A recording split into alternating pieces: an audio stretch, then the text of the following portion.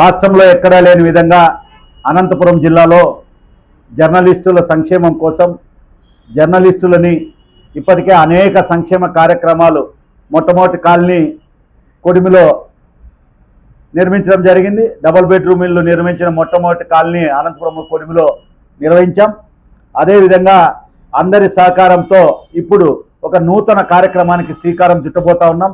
ఇటీవల కాలంలో సుప్రీంకోర్టు ఇచ్చినటువంటి తీర్పు ఖచ్చితంగా హెల్మెట్ పెట్టుకోవాలి అనేటువంటి ఒక నిబంధన ఏదైతే తీసుకొచ్చిందో దానికి అనుకూలంగా మనం జర్నలిస్టులు, ముఖ్యంగా మన అనంతపురం జిల్లాలో ఉన్నటువంటి జర్నలిస్టు మిత్రులు చాలా రోడ్డు ప్రమాదాలు అవుతున్నాయి, ఇబ్బంది పడుతున్నారు. వాటిని దృష్టిలో పెట్టుకొని అనంతపురం జిల్లా ఎస్పీ గారు మన జగదీష్ సార్ గారు తీసుకున్నటువంటి నిర్ణయానికి నో పెట్రోల్ నో హెల్మెట్ అనే కార్యక్రమానికి మద్దతుగా అనంతపురం జిల్లాలో అనంతపురం జిల్లా journalist development society, AP working journalist union సంయుక్తంగా జర్నలిస్టులందరికీ ఫ్రీగా ఉచితంగా హెల్మెట్లు ఇవ్వాలని చెప్పి నిర్ణయం తీసుకున్నాం. టూ వీలర్ ఉన్నటువంటి జర్నలిస్టు మిత్రులందరికీ కూడా ఫ్రీగా హెల్మెట్లు ఇవ్వడం జరుగుతుంది. అందుకు సంబంధించి రిజిస్ట్రేషన్లు కొనసాగిస్తూ ఉన్నాం. రేపటి వరకు ఈ రిజిస్ట్రేషన్లు కొనసాగుతాయి. దీంట్లో ఏంటంటే గతంలో కానీ కొంత భిన్నంగా గతంలో ఏంటంటే అక్రిడేషన్లు ఇప్పుడు అక్రిడేషన్లు తీసేసినాం.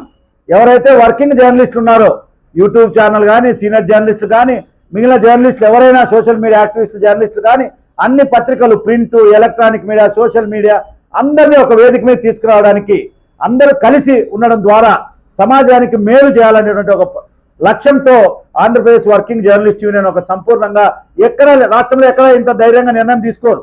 అనంతపురం జిల్లాలో ఈ నిర్ణయం తీసుకున్నాం. అందరినీ ఒక వేదిక మీదకి తీసుకురావాలి.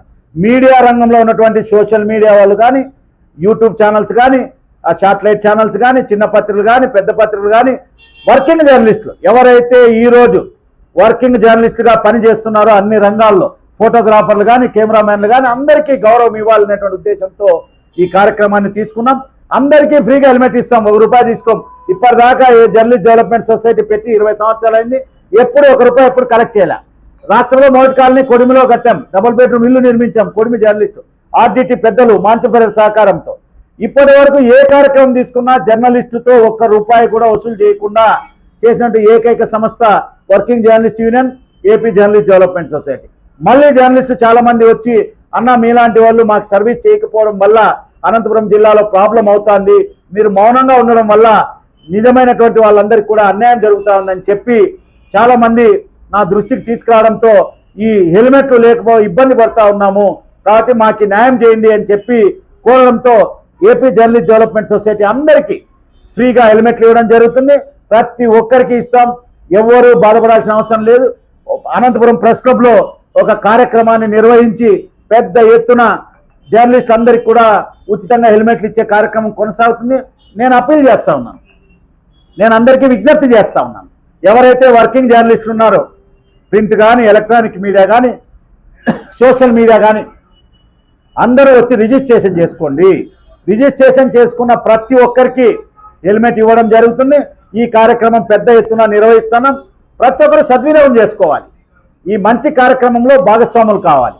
జిల్లా ఎస్పీ జగదీష్ గారు తీసుకున్న నిర్ణయానికి మనం మద్దతుగా, ఎందుకంటే మన సమాజానికి మనమే కదా, సమాజానికి జర్నలిస్టులే ఒక స్ఫూర్తి.